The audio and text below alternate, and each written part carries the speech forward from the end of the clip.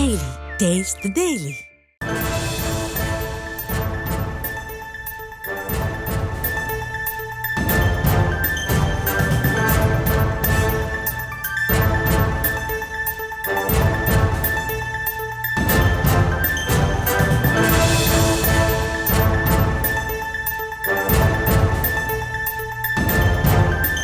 இரண்டாயிரத்து 25-26 ஆண்டுக்கான பட்ஜெட் இன்று அறிவிக்கப்பட்டிருந்த நிலையில் இந்த பட்ஜெட் மகிழ்ச்சி மற்றும் ஏமாற்றம் அளிப்பதாக அன்புமணி தெரிவித்திருக்கக்கூடிய அண்மை தகவலை பார்த்துக் கொண்டிருக்கிறோம்.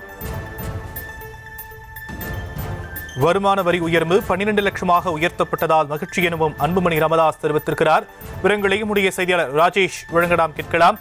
ராஜேஷ், விரிவான விவரம். வணக்கம். இந்த மத்திய பட்ஜெட் தொடர்பாக பாமக தலைவர் அன்புமணி ராமதாஸ் அறிக்கை ஒன்றை கொடுத்திருக்கிறார். அதில் இந்த மத்திய பட்ஜெட்டில் வரவேற்கத்தக்க அம்சங்கள் சில இருந்தாலும் தமிழ்நாட்டினுடைய சிறப்பு திட்டங்கள் அறிவிக்கப்படாதது ஏமாற்றம் அளிப்பதாக அவர் குறிப்பிட்டிருக்கிறார். இந்த பட்ஜெட்டில் 12 லட்சம் ரூபாய் வரையில் வருவாய்க்கு வரி செலுத்த தேவையில்லை. இதன் மூலமாக மாதம் 1 லட்சம் வரை வருவாய் ஈட்ட நடுத்தர வர்க்கத்தினர் இதுவரை வரியாக செலுத்தி வந்த தொகை கல்வி உள்ளிட்ட செலவுகளுக்காக பயன்படுத்திக் கொள்ள முடியும் என அவர் வரவேற்பு தெரிவித்திருக்கின்றார். அதே போல இந்த பட்ஜெட்டில் இடம்பெற்றிருக்கக்கூடிய பல்வேறு விஷயங்களுக்கும் அவர் வரவேற்பு தெரிவித்திருக்கின்றார்.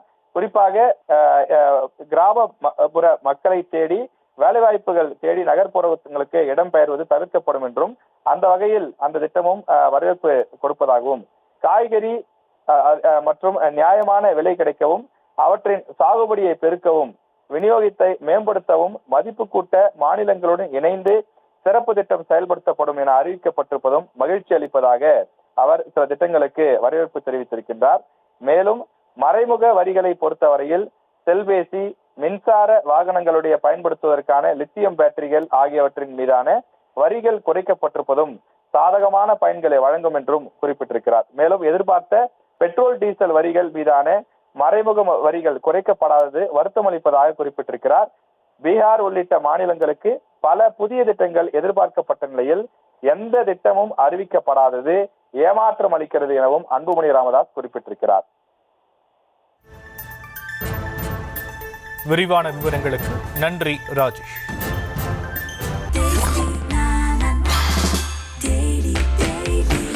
Taste the Daily. Taste the Daily.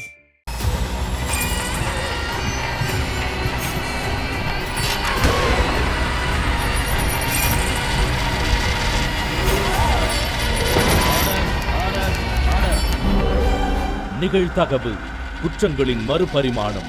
நாள்தோறும் இரவு 10 மணிக்கு இணைந்திருங்கள் நமது நியூஸ் தமிழ் தொலைக்காட்சியோடு.